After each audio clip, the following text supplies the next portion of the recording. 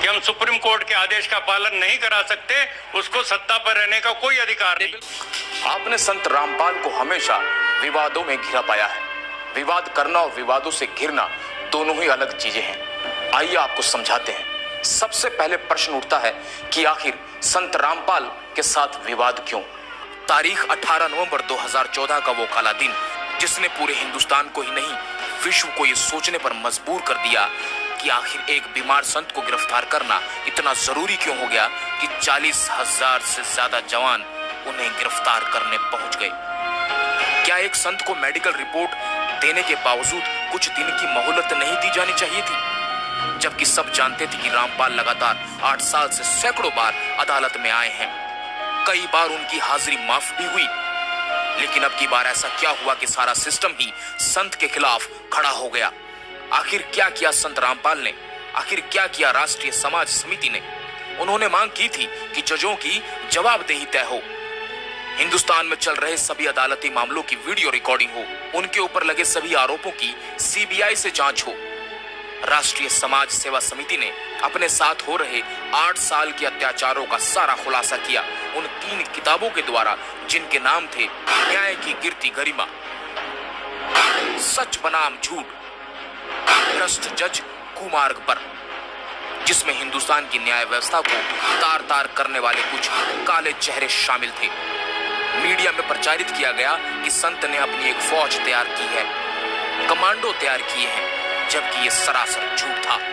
आज तक एक भी ऐसा प्रमाण नहीं मिला सरकार को जिससे कि ये सिद्ध हो सके, जबकि सरकार ने निर्दोष उन लोगों को कमांडो का नाम देकर जेल में डाल दिया जो किसान थे, मजदूर थे, विद्यार्थी थे, जो अपने ऊपर किए जा रहे अत्याचार के विरोध में काले कपड़े पहने हुए थे, हाथों में सफेद झंडे लिए हुए थे।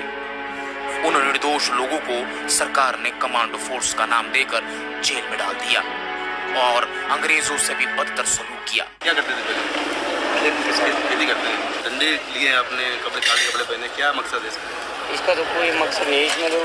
इसमें क्या, कपड़े तो कैसे भी हो, उसमें कोई वो नहीं इसका। और रही डंडे और झंडे की बात, झंडे तो कोई भी उठा सकता है, इसमें कहीं पे भी जाओगे वहाँ भी झंडे, इसका मतलब वो नहीं है कि जो आप समझ रहे। तो अब हम मुद्दे पर आते हैं। दोस्तों, हम बात कर रहे हैं संत रामपाल की। जी हाँ, संत रामपाल। आपके मन मस्तिष्क में कुछ ऐसी छवि घूम रही होगी जिसको आपने मीडिया में देखा होगा। दोस्तों, सच मानिए, आपको सच से कोसों दूर रखा गया। आज आपको हर एक सच से हम रूबरू कराएंगे। हमने भ्रष्ट जजों की शिकायत की। क्या इस देश में भ्रष्ट जजों के खिलाफ शिकायत करने का अधिकार नहीं है? और अगर शिकायत के अधिकार को अवमानना में डाला जाता है तो क्या जिनके खिलाफ हमने शिकायत की थी उनके खिलाफ क्या एक्टिविटी की? इसका जवाब कौन देगा? सिर्फ एक पक्ष पे कार्रवाई करना दादागिरी है या आदेश? कानून क्या कहता है? न्यायालय को वो करना होगा जो संविधान कहता है। न्यायालय की दादागिरी नहीं चलेगी, न्यायालय को कानून से काम करना पड़ेगा। अगर आप न्यायालय जाके किसी की शिकायत करते हैं तो न्यायालय का कर्तव्य है, संविधान के तहत न्यायालय है, न्यायालय संविधान से ऊपर नहीं है। लेकिन ये मामला जो है वो तो अवमानना का मामला है, वो कोर्ट ने पेश नहीं हुई, वारंट कर दिया, ये तो अवमानना का मामला है ना। इसमें अवमानना का मामला बनाया गया है और बनाया हुआ मामला मन मर्जी का होता है, वो संविधान के तहत नहीं है। गैर कानूनी काम जज अगर करे तो वो कानून नहीं होता। आपने जज के शब्दों को कानून कैसे मान लिया? अगर एक जज गलत आदेश पारित करता है और दूसरा जज उस आदेश को रद्द करता है, इसका मतलब क्या हुआ कि जो पहले आदेश थे वो गैर कानूनी थे और गैर कानूनी आदेशों को मानने के लिए हम बाधित नहीं है। पहले ये साबित करो कि जिस पक्ष की हमने शिकायत की थी उस पक्ष पर क्या कार्रवाई हुई और क्यों नहीं हुई, और हुई तो क्या हुई, उसके बारे में नहीं कोई सोचता। इतना बड़ा जनसमूह जज के खिलाफ खड़ा है, जज अपनी कुर्सी बचाने के लिए हमारा शोषण करना चाहते हैं, हमें दबाव में डालना चाहते हैं। ऐसे क्यों दबाव में आ जाएंगे हम? क्या हम संविधान नहीं जानते? या संविधान जो जजों की बपोती है, वो जो बोलेंगे वो कानून नहीं है? अकबर में और जज में डिफरेंस है। लेकिन बाबा रामपाल पर तो पहले से भी बहुत सारे मुकदमे हैं, तो क्या फर्क पड़ता है? मुकदमा झूठा कोई भी कर सकता है। मैं आपकी शिकायत कर दूं, आप मुझे अपहरण कर रहे हो, मुकदमा हो गया। वो प्रूव होगा तभी तो बात है। आरोपी व्यक्ति को आप मुलजिम नहीं कह सकते, आरोपी हैं। आरोप तो किसी में भी हो सकता है। आरोप का मतलब क्या है? झूठे मुकदमे हमेशा उस व्यक्ति पर लगाए जाते हैं जो सिस्टम को जानने की कोशिश करता है, बताने की कोशिश करता है। आप भ्रष्टाचार को खत्म करने की कोशिश करो, क्या होगा आपके साथ? आपके ऊपर झूठे मुकदमे होंगे। वही सच्चाई को ऊपर लाने के मेरे गुरुजी ने हमेशा पहल की है और उस पहल के तहत कुछ मुकदमे दर्ज हो गए, तो उससे मेरे गुरुजी आरोपी थोड़े हो गए। साथियों, ये किसी एक व्यक्ति का काम नहीं है, ये गठजोड़ है भ्रष्ट नेताओं का, नौकरशाहों का, अफसरों का, जुडिशरी और मीडिया का। झूठ को इस कदर पेश किया जाता है कि हम उस पर विश्वास करने लगते हैं। आम आदमी इस झूठ को पकड़ नहीं पाता है।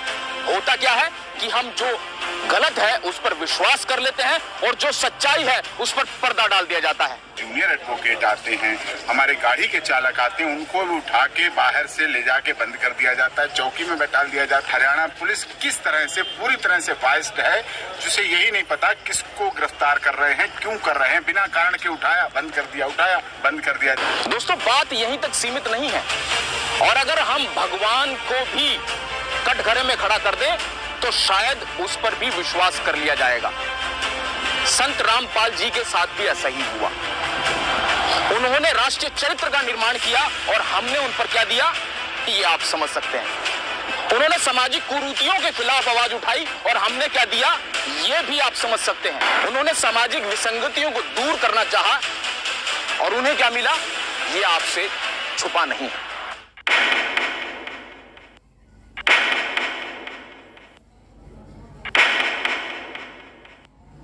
दोस्तों, हम आपको बताएंगे कि किस तरह सच्चाई को दबाया गया और संत रामपाल को बदनाम करने की कोशिश की गई।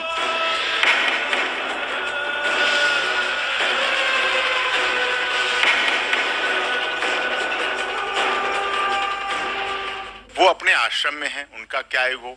उन्होंने कह रखा जैसे स्वस्थ होऊंगा पेश हो जाएंगे। आप बताइए, देश में और भी केस चल रहे हैं, क्या नेताओं के लिए रिलैक्सेशन है कानून में और किसी के लिए नहीं? उनके केसों में इतनी जल्दी जल्दी सुनवाई पड़ी, कभी डेटे पड़ी। ये राजनीतिक षड्यंत्र था। ईगो संत रामपाल दास जी का नहीं, ईगो जुडिशियल सिस्टम और राजनीतिक लोगों का ईगो था। लोकतंत्र का चौथा स्तंभ मीडिया, वो मीडिया जो हम सभी को सच्चाई की राह पर ले जाता है, सच्चे तथ्यों से हम सबको रूबरू कराता है। लेकिन आपको बता दूं उस दिन क्या हुआ।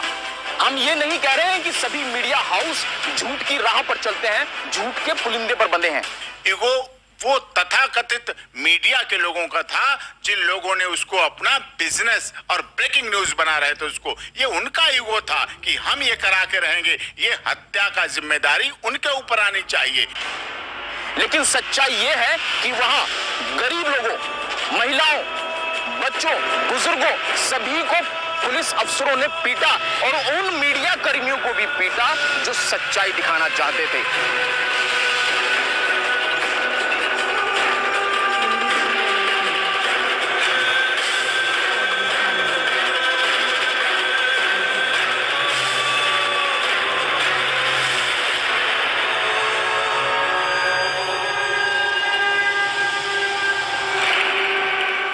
संत रामपाल के अनुयायी चाहते थे कि वह अस्वस्थ हालत में गिरफ्तारी ना दें, लेकिन संत रामपाल को भारतीय कानून और संविधान पर पूरा विश्वास था। तमाम सरकारी और गैर सरकारी डॉक्टरों की जांच रिपोर्ट में यह साबित हो चुका था कि संत रामपाल की तबीयत खराब थी। दरअसल उस दिन संत रामपाल अस्वस्थ थे, स्वास्थ्य ठीक नहीं था। उनके अनुयायी उनसे कहते रहे कि बाबा आप नहीं जाएंगे, लेकिन पुलिस